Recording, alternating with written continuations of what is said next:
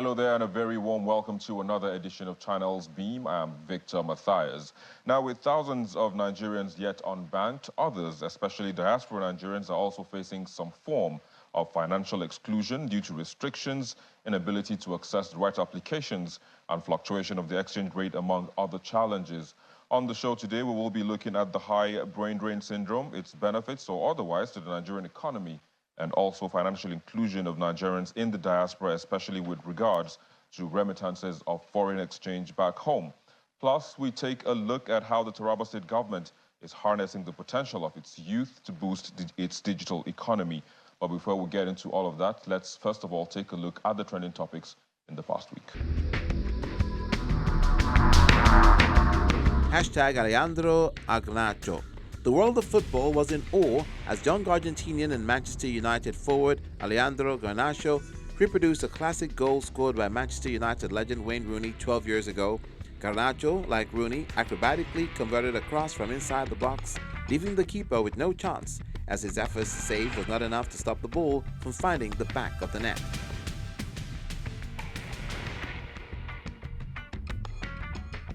With Black Friday deals in full swing, Tweet raises awareness on how to avoid being scammed in the hunt for cheap prices of goods hitherto expensive, as experts warn there will be more misleading sales than real discounts. A recent investigation shows that in previous years, false promotions got shoppers gnashing their teeth as they lost money to swindlers. Well, there you go. Those were some of the trends in the past week. But let's turn our attention now to Taraba State, where the governor, Agbu Kefas, is insisting that his administration will not tolerate cybercrimes by the youth, but will advance the digital landscape of the state and harness digital innovations for sustained growth and prosperity. He said this during an event in Jalingo, the state capital.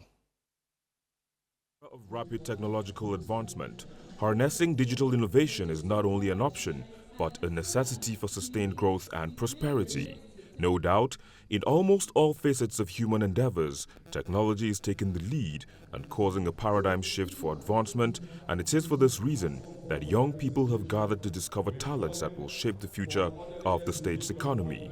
Led by the state's Commissioner for Digital Economy and Innovation, the aim involves sharing knowledge to foster an environment for mutual growth as innovations are catalysts for the digital evolution that Taraba State envisages. Our vision for the hackathon goes beyond competition itself.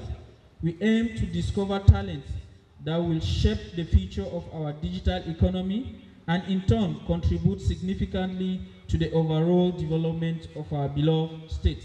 For the state governor, represented by his deputy, the rationale behind the program is to make the state move on a journey towards making a lasting difference through groundbreaking ideas to redefine the state's technological ecosystem by harnessing the potentials that lies within the youth. And I am confident that your contributions will play a critical role in the shaping of the digital landscape of Taraba State. Some of the participants speak on their innovation and skill through the development of software on smartphones and computer systems in tackling security, health, agriculture, amongst others. You will register online quickly and then book an appointment with a doctor from the hospital directly. And then quickly there is going to be a nurse or an attendant that is going to attend and give you a reply and tell you when to come and see the doctor. We have made it possible that even students who don't understand English can make use of DEFA by allowing localized interface translated into native language like Hausa. For their exceptional skill to advance technology, some participants were awarded for their hard work as the state government insists on continuously hosting individuals with digital talent, skill and innovation to promote technology and solve problems in various sectors of the economy. Well, I've been joined by Gideon Nonso. He is the Commissioner for Digital Economy and Innovation in Taraba State. Commissioner, it's a pleasure to have you join us on the show. Thank you. All right, absolutely. Clearly, let's, there is, like I said earlier, there is this booming youth population in the country, and of course, most of them are focusing, on technological advancement, innovations, and all of that. But what is the master plan for you to provide that enabling environment for them to thrive in this ecosystem? Yeah, thank you again for having me. I think the governor of Taraba State, His Excellency Dr. Abuke Fas, when he came up on board, he made it clear. He's one person who has traveled far and near and has seen the global best practices. And he made it clear that for a state like ours to develop, there is need for us to be able to embrace the latest tools used in governance and in business in terms of digital tools. And that informs the creation of the Ministry of Digital Economy and Innovation, Taraba State. So one of the things we are doing as a ministry is to try to, we are starting from the basic, from the scratch, from ground zero. And what are we doing is try to come up with the required or desired policies, programs, such as the hackathon that we just had, in order to introduce these digital innovations and make it acceptable to our youth. Mostly, for instance, if you see a Taraban, a young guy holding a mobile phone, the basic thing they do is maybe Facebooking or WhatsApping or Twitter, now known as the X. We want to deviate from that.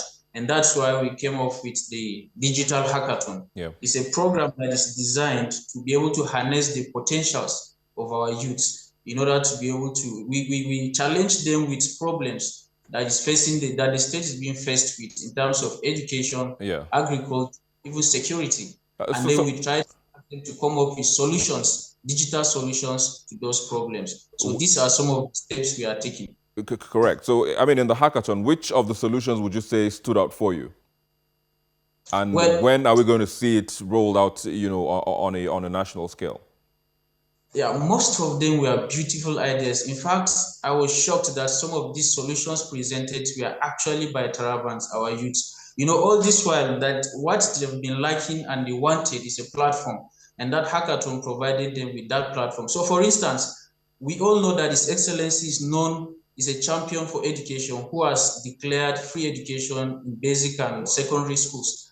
But this system is bound to fail if we don't put some checks in place.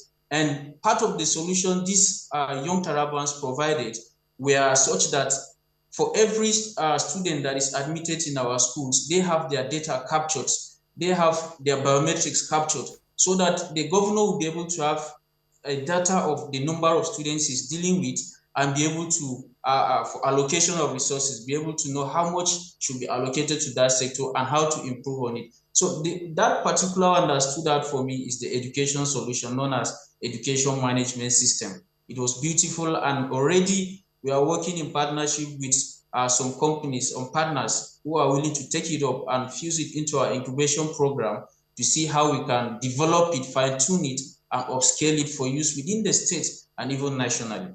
Oh yeah, indeed. It's a good thing that you're partnering with partners to ensure that you put this, all of this, ideas, to bring it to fruition and also to roll it out, on a statewide level and as well as national level. But there's also one thing that is pretty much of concern, to a lot of people, security agencies especially, who perhaps might sometimes, out of their zeal to carry out their functions, mistake these young persons carrying their laptops and their mobile phones, and they see them as cyber criminals, whereas they aren't. What is being done, to first of all bring about that synergy and also to ensure that, they don't actually go into, cybercrime and all of those vices that go on online as well? Yeah, first let me start with the last one that we talked about, the cybercrime. You see, the young minds would only indulge in cyber crimes if their skills and their potentials are not appreciated and they don't have the platform to showcase it and even earn a living through it. So what we are trying to do is to bring them together and then make sure that their skills are not only appreciated but being put into use. I tell you for a fact that when I came up on board as a commissioner, I had to travel down to Lagos to see some of these big industry players and see how we can be able to collaborate and upscale our digital potentials in the state. And most of the solutions I got in Lagos were almost the same thing we got during the hackathon. That means the solutions to our problems are local. So what these young Tarabans need is a platform for them to be able to showcase their potential. But if we fail to provide them with that platform, definitely they will try to find it elsewhere, the illegal way, or the cyber, indulge in cyber crime. And also during our program, we try to involve the security agencies and to let them know that not everybody you see with a laptop is doing something bad or something illicit. They were part of those that attended the program, and they appreciated what they saw. And I'm very sure the next time they see some of these young Tarabans, they will try to interrogate, try to only ask. They will know that definitely it's not necessarily doing the bad thing, or indulge in cybercrime, or sort of those things. All right, Honorable Commissioner, let me just hold you there for a bit. We need to take a quick break, and of course, when we come back, we'll dig deeper into some of those policies and programs by your ministry as well as the state government. That's in a moment. Please stay with us.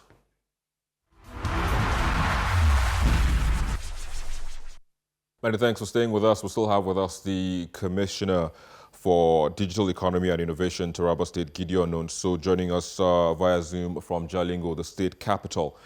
Commissioner, let's look at the inclusivity of this program. I mean, we are currently having this program about gender-based violence, against women especially. I mean, so we, on a daily basis, are talking about inclusivity in all of these programs. We have, programs for women in tech. But what's the level of participation of women and girls in all of these programs?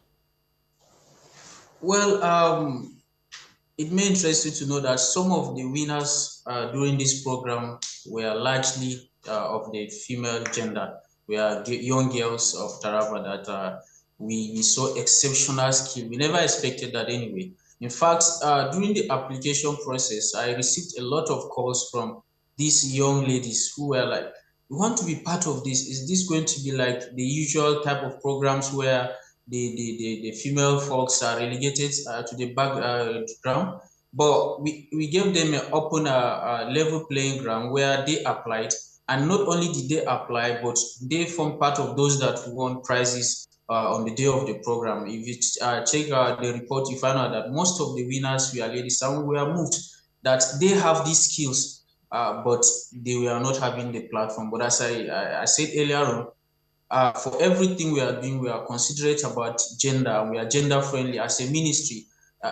Digital economy, digital innovation has no segregation based on gender. Correct. It's all about the knowledge, the skill. Whoever has it will be able to perform and then provide the desired result that we need. Yeah, absolutely. Now, I mean, the federal government, has also been pushing, especially its 3MTT. Is there any form of collaboration, between your state government, your ministry, as well as the ministry on the national level, to see that some form of synergy is put in place to ensure that something happens, youths from your state benefits from what is going on the national level? Yeah, definitely. If we must succeed as a subnational, as a state, there is need for collaboration, not only with the federal government, but even private individuals. Just as I've told you earlier on, when I became a commissioner, I went to Lagos and other states to see what they are doing. I can tell you for a fact that we have other states like Edo State, Kaduna State, and Lagos State doing very well in this ecosystem. And then we intend to partner with those states and even the federal government. You talk about the likes of NITDA and the rest. We are willing to partner with them and see how we can be able to develop the digital ecosystem in the states.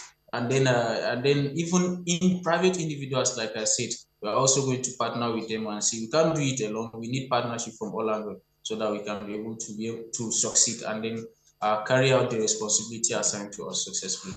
Indeed, it's good that that you're willing to make those partnerships. Like you said, you travel to Lagos and all of these places. Now, attracting the big tech, as they're usually called, is there any plan in that regard? Yes, Well, already, currently, we are in touch with a lot of them. During my program, we are fortunate to have the CEO of Fix It Nigeria. It's a group of company owned by Indians. They came and attended the program, and then they saw what we were able to offer. And so the likes of Fix It Nigeria, Fix It 27 Nigeria, and then CWG and other companies, yes, we are partnering with them, and then they have shown their readiness to work with the state government, and at the appropriate time we'll begin to unfold some of these projects that we'll be executing alongside these companies, and host of others that are still on the pipeline. Like I said earlier on, we are just 3 months as a ministry. There is a lot of foundation laying to be done. There are a lot of in-house fixing that we need to do in order to be able to succeed. But we are taking it a step at a time, one step at a time, and at the appropriate time the nation will hear Taraba about digital innovation. Well, I think this is a good note, this is a good point to end the conversation. The nation will hear Taraba. Well, we can't wait for that to happen. Of course, any success from any part of the country is a success for the country, is a success for the country's digital ecosystem and tech ecosystem as well. But I have to say thank you for joining us, Gideon Nonso, Commissioner for Digital Economy and Innovation in Taraba State. It's been a pleasure having you share your thoughts with us on the show today.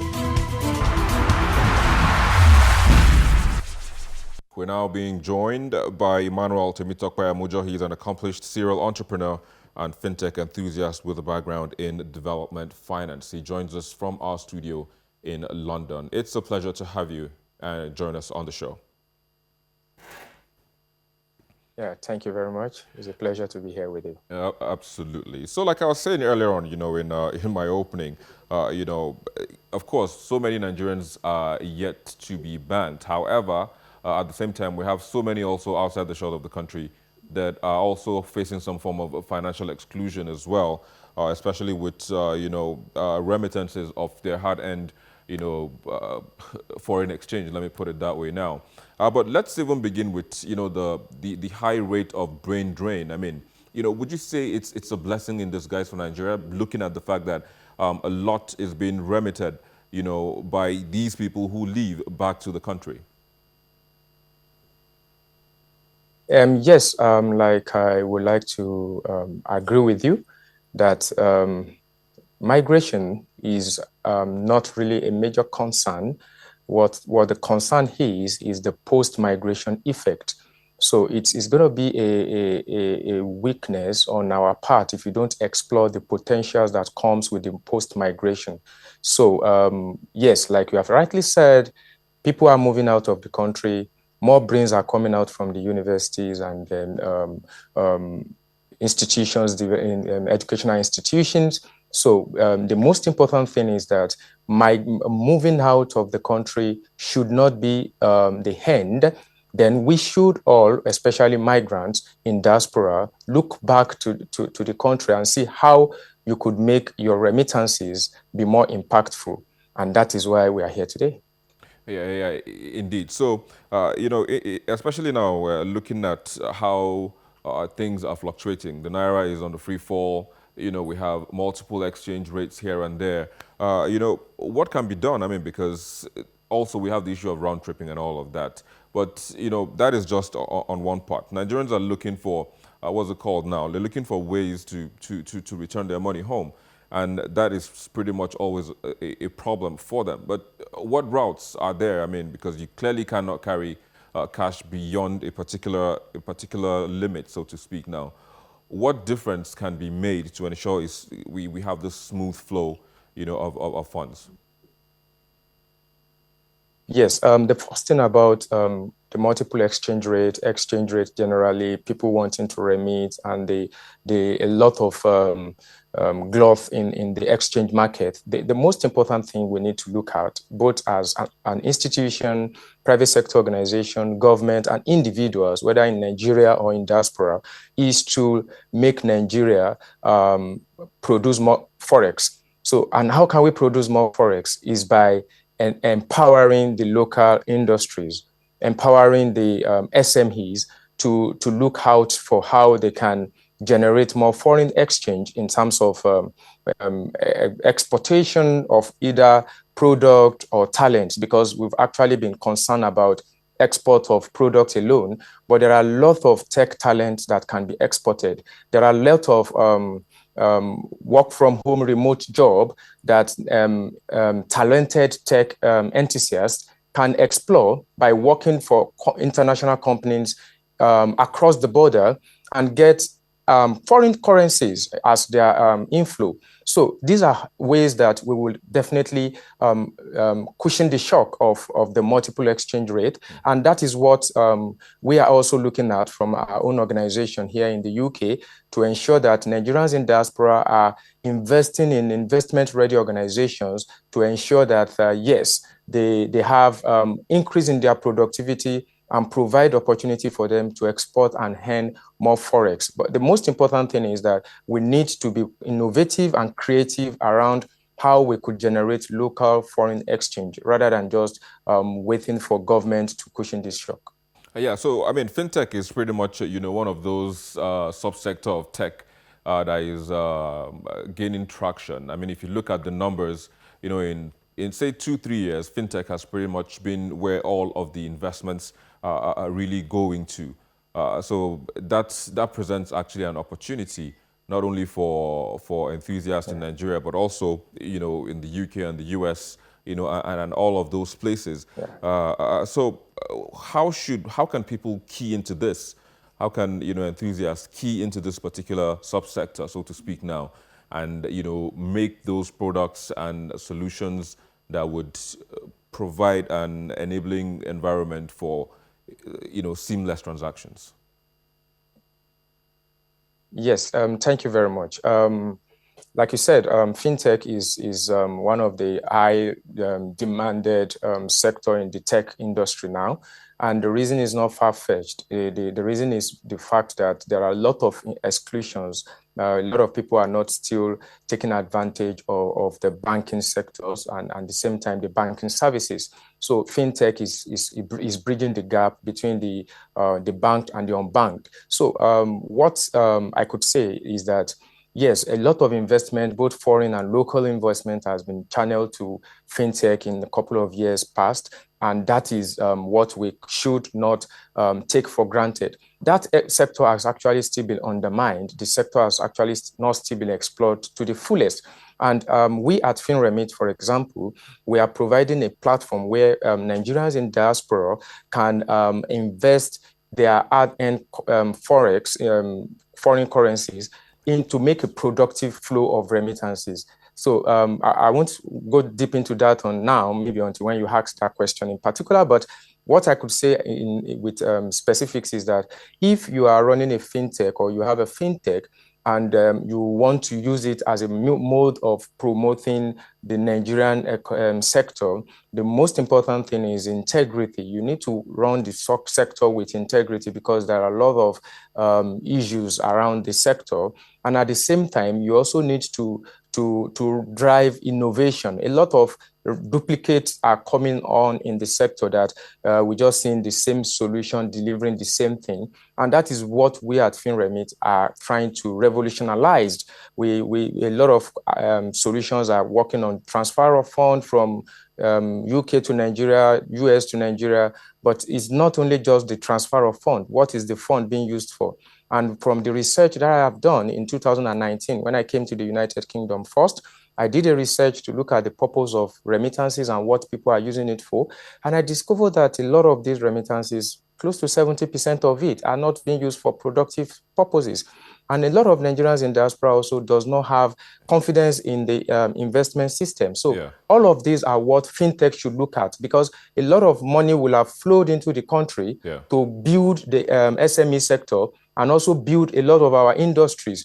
And then they can become exporters and people that would solve the problem of this forex. But the confidence that the Nigerians in diaspora have in the businesses and even people to manage their business is actually nothing to write home on. So there is a need for fintech solution that will build investment readiness in the mind of the Nigerian SMEs. Correct. Because not all the Nigerian SMEs too. If there is a forex on ground to invest in a Nigerian manufacturing company producing shea butter, for example, the question is this company ready? Because there is a large market for this product. Because but the people that would invest into you does not have the confidence in you. Yeah, and that is why we at FinRemit, we are first building the investment readiness of these Nigerian companies, then providing a platform for Nigerian diaspora to also invest in these companies, and then enhancing the forex market, because it's a demand and supply thing. I quite agree, it's a demand and supply thing. But I mean, I have to say thank you for joining us on the show and sharing your thoughts. You know, this is quite a very touchy,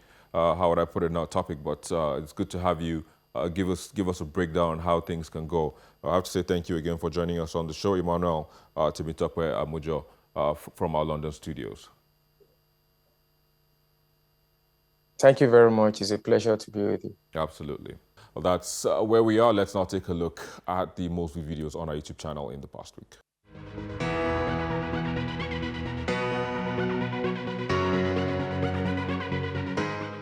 The protest that erupted in Kano State following the appeal court ruling sacking the governor, Abba Kabir Yusuf, kicks off this week's top 5 videos in 5th place.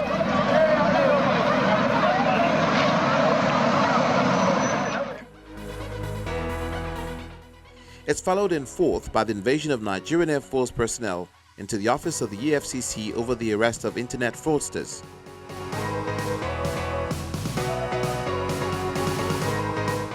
From day one of my inauguration. 3rd spot sees President Tinubu claiming that his name deserves to be in the Guinness World Records. To me, if you didn't mention me in the Guinness Book of Records,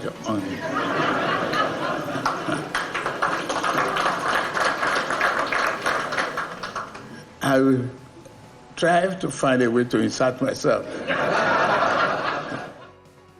Is FCT Minister speaking about his feud with Rivers State Governor as he speaks about new measures to obtain CFO in the FCT. No amount of ethnic sentiment will change us. We will come, you will see, you will see who politics in the state. It's small, take it easy. No amount of this, no amount of this. I'm not worried.